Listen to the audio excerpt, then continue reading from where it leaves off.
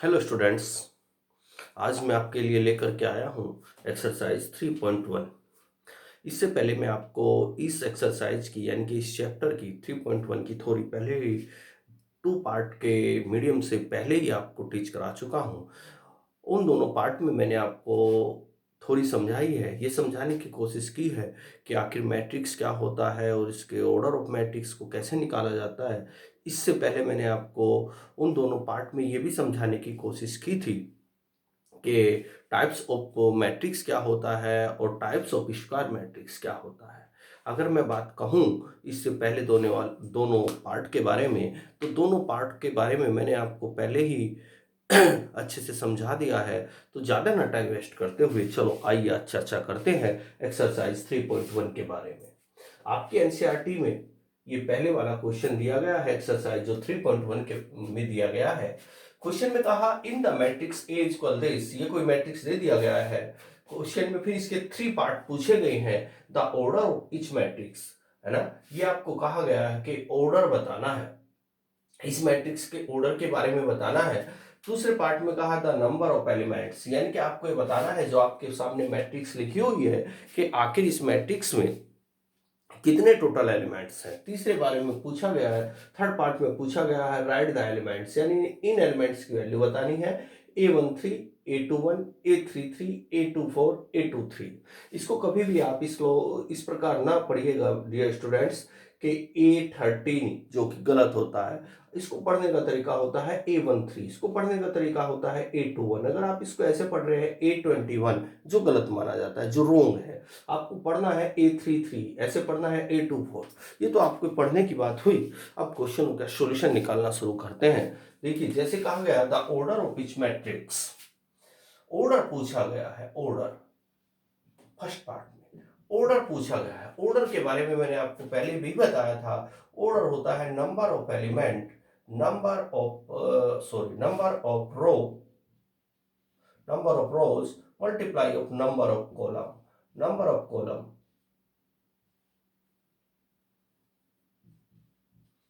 Number of column, यानी कि order equal होता है number of rose of number of columns.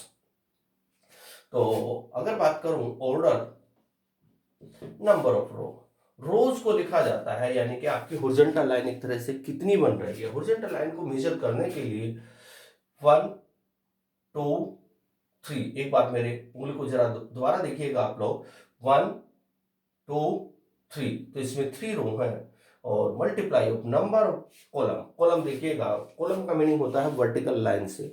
तो वर्टिकल लाइन 1 2 3 4, तो इसमें 3 वर्टिकल लाइन है, अर्थात इसका ऑर्डर हुआ 3/4 का। क्वेश्चन वाला कुछ ऐसे भी पूछ सकता था कि बताइए इसमें m की वैल्यू क्या है। m इक्वल ऑलवेज होता है पहले वाला नंबर, m डिनोट करता है नंबर ऑफ रो को। ऐसे भी पूछा जा सकता है कि बताइए n क्या है, तो n होता है बाद वाला नंबर यानी कि 4, यानी कि m होता है टोटल नंबर ऑफ रोज और n होता है total number of columns. m होता है नंबर ऑफ रोज, तो टोटल नंबर ऑफ रोज कितनी है क्वेश्चन में 1 2 3, और नंबर ऑफ कॉलम क्या है 1 2 3 4, तो नंबर ऑफ कॉलम कितने हैं 4। अब बात करते हैं इसके 2 पार्ट की। दूसरे वाले पार्ट में पूछा है the number of elements, the number of element, the number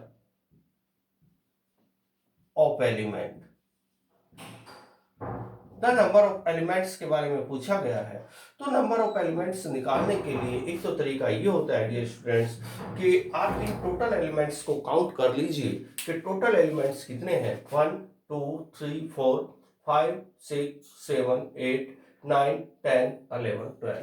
तो नंबर ऑफ टोटल जो एलिमेंट है, द नंबर ऑफ एलिमेंट्स है वो 12 है। आप इसको ऐसे भी निकाल सकते हैं, या तो आप डायरेक्ट ऐसे लिख दीजिए, अदरवाइज पहले आप इसका ऑर्डर निकालें। ऑर्डर क्या होता है m/n, यहां मैंने एक तरह से वैसे लिख दिया है number of rose multiply of number of column, आप ऐसे लिखेंगे m/n।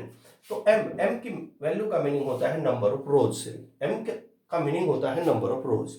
तो नंबर ऑफ रोज कितनी बन रही है 1 2 3, तो 3 नंबर ऑफ रोज हैं। अगर मैं n की बात करता हूं तो नंबर ऑफ कॉलम कितने हैं 1 2 3 4, तो 3/4। अब आप इसको आगे सोल्व कीजिएगा तो 3/4 यानी कि 12। टोटल नंबर ऑफ एलिमेंट्स कितने हैं? 12। थर्ड क्वेश्चन के बारे में बात करते हैं, इसके थर्ड पार्ट के बारे में बात करते हैं।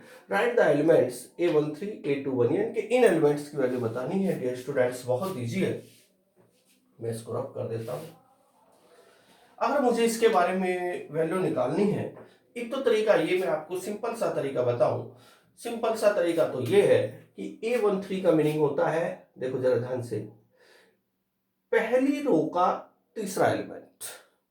इस 1 का मीनिंग रो से है और इसका मतलब एक तरह से कॉलम से है, यानी कि पहली रो का तीसरा एलिमेंट। तो पहली रो कहां है? ये है। इसका तीसरा एलिमेंट कहां है?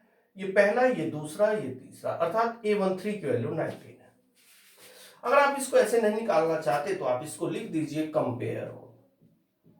कंपेयर कंपेयर कीजिए रिप्रेजेंट मैट्रिक्स से। कंपेयर आप लोगों को करनी है रिप्रेजेंट मैट्रिक्स से, जो कि रिप्रेजेंट मैट्रिक्स होती है डियर स्टूडेंट्स, आपको पहले ही मैंने थोड़ी में पढ़ाई है। रिप्रेजेंट मैट्रिक्स होती है A11 A12 A13 A14 and Son, A21 A22 A23 और A24। अगर आगे चलूं तो A31 A32 A33 और A34। अब आप उन एलिमेंट्स की कंपेयर कीजिए जो जो वैल्यू आपसे पूछी गई है। डियर स्टूडेंट्स, मुझसे जो वैल्यू पूछी गई है, एक तो वैल्यू मुझसे पूछी गई है A13 के बारे में। तो अगर मैं A13 को देखता हूं तो मेरे क्वेश्चन में A13 यहां है, और यहां जब मैं इसकी इस वाली मैट्रिक्स से कंपेयर करता हूं तो A13 की सीट पे कौन आके बैठा हुआ है? 19। तो A13 की वैल्यू हुई 19। अब मुझे निकालना है A21। A21, अब आप आपके रिप्रेजेंट मैट्रिक्स में देखिएगा कि A21 कहां पर बैठा हुआ है, उसकी शिफ्ट कहां है। अगर मैं देखता हूं तो A21 यहां लिखा हुआ है, तो A21 की शिफ्ट पर यहां कौन बैठा हुआ है? 35। तो A21 की वैल्यू हुई 35। अब बात करते हैं A33 के बारे में। तो A33 की सीट पे कौन आके बैठा हुआ है? A33, ये रहा A33 और यहां A33 है। तो अगर मैं कंपेयर कर रहा हूं तो A33 की सीट पे बैठा हुआ है -5, तो A33 की वैल्यू -5। अब निकालना है A24। आगे देखें A24, उम्मीद है जो मैं आपको समझाने की कोशिश कर रहा हूं वो बात मेरी आपके माइंड तक पहुंच रही होगी। बहुत इजी क्वेश्चन है। अब A24 के बारे में बात करें, A24 मेरा यहां है। A24 की सीट पे यहां बैठा हुआ है डियर स्टूडेंट्स 12। तो A24 की वैल्यू हुई 12। यहां A33 की वैल्यू -5 थी, ये वाली। अब बात करते हैं A23 कहां है? A23 हमारी रिप्रेजेंट मैट्रिक्स में A23 यहां पर है। A23 की सीट पर इधर बैठा है 5/2, ये वाला एलिमेंट्स, यानी कि 5/2। ये सारे एलिमेंट की वैल्यू आपकी निकल करके आ चुकी है, जो जो वैल्यू मुझसे मांगी गई थी। बहुत इजी क्वेश्चन था। आगे क्वेश्चन पे चलते हैं।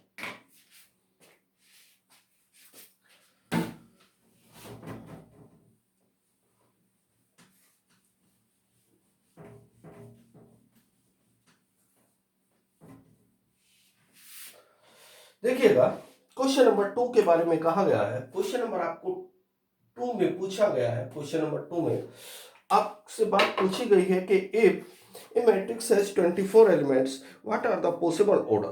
पॉसिबल ऑर्डर निकालने हैं। It can have what if has 13 elements. Question में एक तरह से 2 पार्ट दिए गए हैं।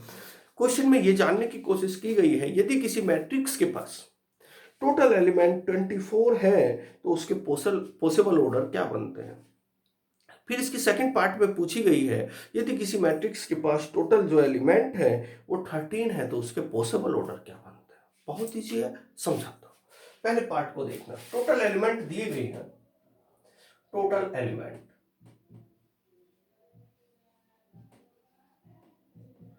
एलिमेंट्स आपको 24 दिए, फर्स्ट पार्ट मैंने लिया है। अब आपसे पॉसिबल ऑर्डर पूछा गया है।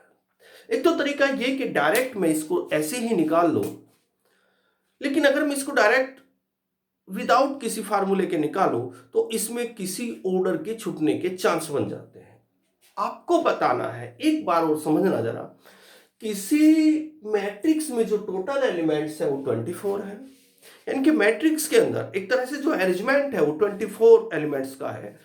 हम उसको कितने तरीके से अलग अलग करके बैठा सकते हैं ताकि आपका जो अरेंजमेंट हो वो रेक्टेंगल की तरह ही रहे, क्योंकि मैट्रिक्स का अरेंजमेंट एक रेक्टेंगल ही तो होता है डियर स्टूडेंट्स। चलो करते हैं। पॉसिबल ऑर्डर पूछा गया है। Possible order, possible order, possible order. जब भी आपसे पॉसिबल ऑर्डर निकालना हो, ऑर्डर किसका निकाला जाता है, मैट्रिक्स का ऑर्डर की बात कर रहे हैं। जब भी आपको पॉसिबल ऑर्डर निकालना हो, आप एक काम कीजिएगा। सर कैसे? जो आपको यहां नंबर दिया गया है इसके आप बिल्कुल ऐसे फैक्टराइज कर दें, इसको फैक्टर इस प्रकार कर दें जैसे आप एलसीएम लिया करते थे छोटी क्लासेस में। तो जैसे आपने 24 को फैक्टर करना चालू किया, 2 से 24 को डिवाइड किया तो 12 आ जाएगा, फिर 2 से डिवाइड किया डियर स्टूडेंट्स, फिर 6 आ जाएगा, फिर 2 से डिवाइड किया 3 आ जाएगा, फिर 3 से डिवाइड किया 1 आ जाएगा। अब अगर आपने इस 24 के फैक्टर देखे हैं तो क्या निकल करके आया है? 2 3 बार निकल करके आया है, तो आप यहां लिखेंगे 2 की पावर 3। और 1 कितनी बार निकल के वो 3 कितनी बार निकल के आया है? एक बार, तो लिखेंगे 3 की पावर 1। आपको जो जितने एलिमेंट दिए गए हैं उसके पहले आपको फैक्टर करना है। तो फैक्टर करने के बाद मुझे ये मिला। अब बस आप कैसे निकालेंगे पॉसिबल ऑर्डर को? कैसे निकालेंगे possible order?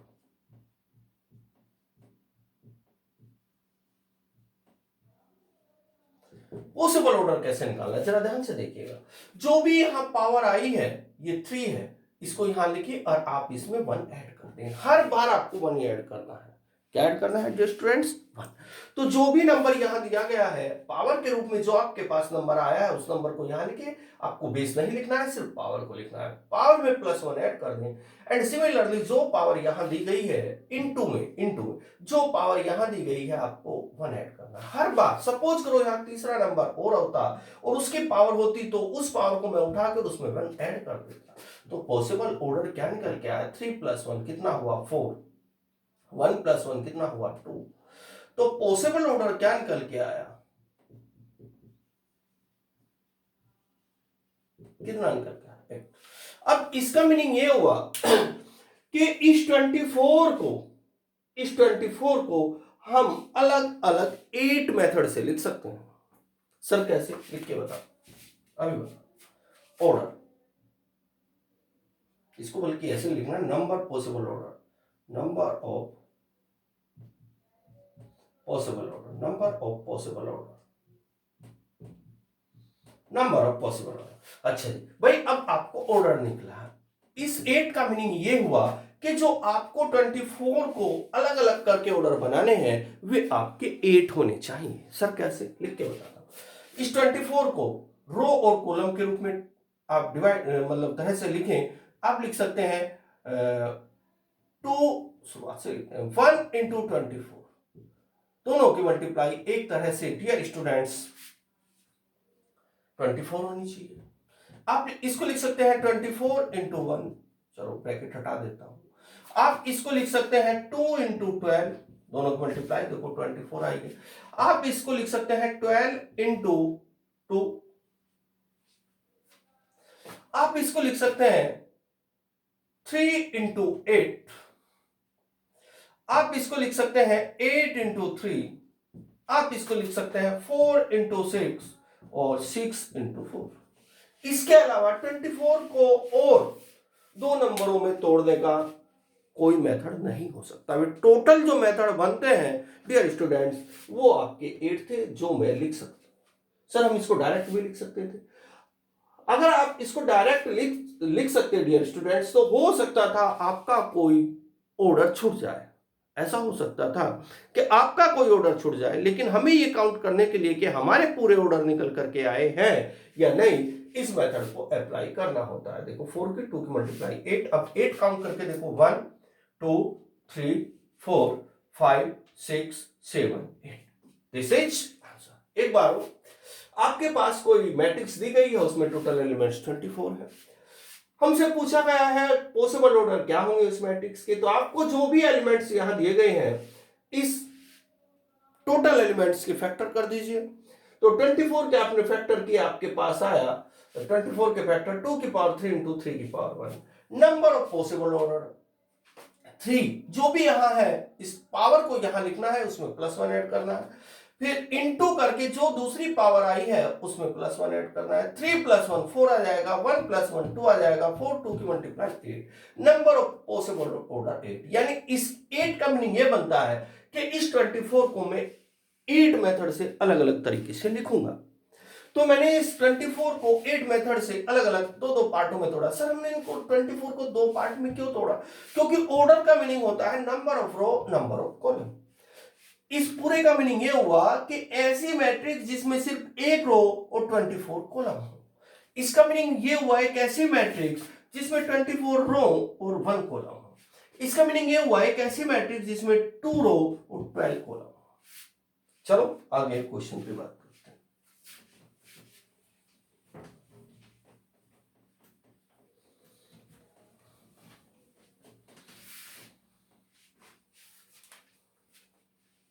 Question number 3 dear students बिल्कुल यही है। क्वेश्चन नंबर मैं 4 की बात करता हूं। Construction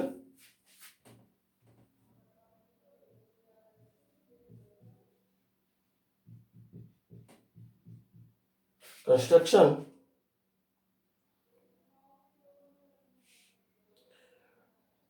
2x2 matrix, 2x2 matrix. Book वाले ने कहा है 2x2 की मैट्रिक्स बनाइए और कंडीशन क्या दे दी गई? इसने कहा गया है फर्स्ट पार्ट लेते हैं, a i j is equal to i plus j का whole square, i plus j का whole square, i plus j का होल स्क्वायर डिवाइडेड बाय 2। ये मैट्रिक्स मुझे बनानी है। तो डियर स्टूडेंट्स बहुत इजी है, बहुत बहुत इजी है, कुछ भी नहीं। इसका फर्स्ट पार्ट लिया है, बाकी के दोनों पार्ट आपको करना है। एक ऐसी मैट्रिक्स बनानी है, एक ऐसी मैट्रिक्स बनानी है जिसमें 2 रो हो 2 कॉलम हो। कंस्ट्रक्शन 2x2 मैट्रिक्स का मीनिंग ये हुआ कि आप ऐसी मैट्रिक्स बनाइए जिसमें 2 रो हो और 2 कॉलम हो। तो आप एक काम कीजिएगा, सबसे पहले 2x2 मैट्रिक्स की रिप्रेजेंट मैट्रिक्स लिख लीजिए। तो मैट्रिक्स रिप्रेजेंट मैट्रिक्स 2x2 की A11 A12 A21 A22, ये रिप्रेजेंट मैट्रिक्स होती है 2x2। सर 2x2 की क्यों? क्योंकि डियर स्टूडेंट्स ध्यान से देखिएगा, इसमें 2 रो है 1 2, इसमें 2 कॉलम है 1 2, तो 2x2 की। हमसे बुक वाले ने जो मैट्रिक्स मांगी थी वो 2x2 की मांगी थी, मैंने 2x2 यहां लिख दिया।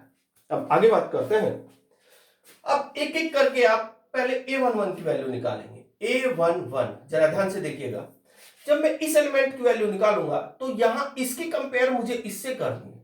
जो आपको एलिमेंट बना करके दिया गया है उसमें लिखा हुआ है ए आई जे। आई की सीट पे कौन आके बैठा हुआ है 1, जे की सीट पे कौन आके बैठा हुआ है 1, आई की वैल्यू 1, जे की वैल्यू 1, तो यहां रखिएगा 1 + 1 होल स्क्वायर डिवाइडेड बाय 2।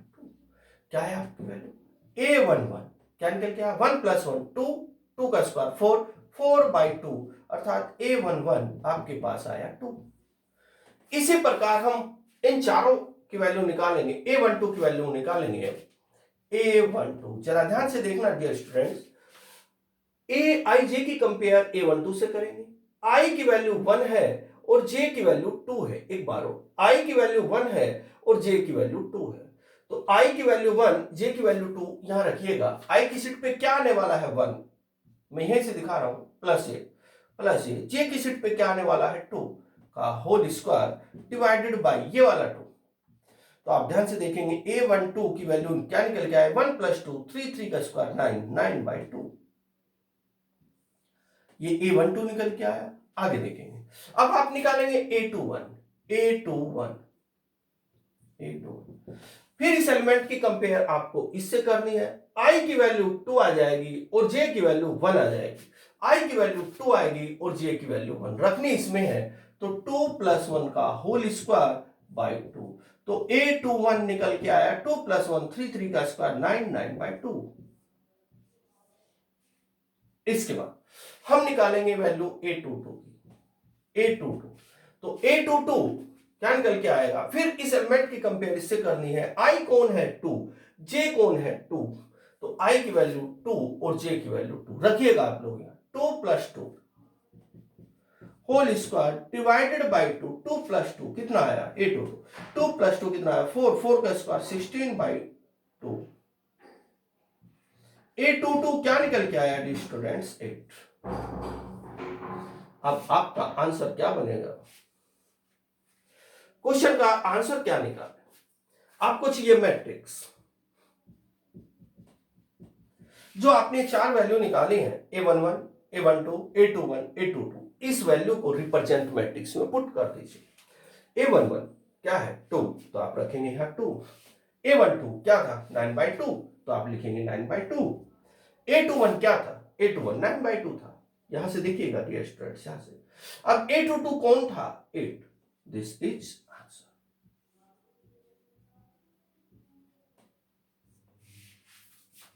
अब डियर स्टूडेंट्स मैंने 4 क्वेश्चन इसके कंप्लीट कर दिए हैं।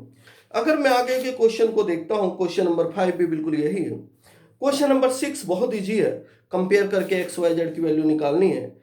चलो आप यहां तक करने की कोशिश करना और मेहनत करना, ज़्यादा से ज़्यादा घर पे रह के मेहनत करोगे तो आप सीख जाओगे, और बट मेहनत करनी बहुत ज़रूरी होती है, बगैर मेहनत के आपकी नॉलेज इंक्रीज नहीं हो पाएगी। तो डियर स्टूडेंट्स मेहनत बहुत करनी है और मन लगा करके पढ़ना है, ओके बेटा।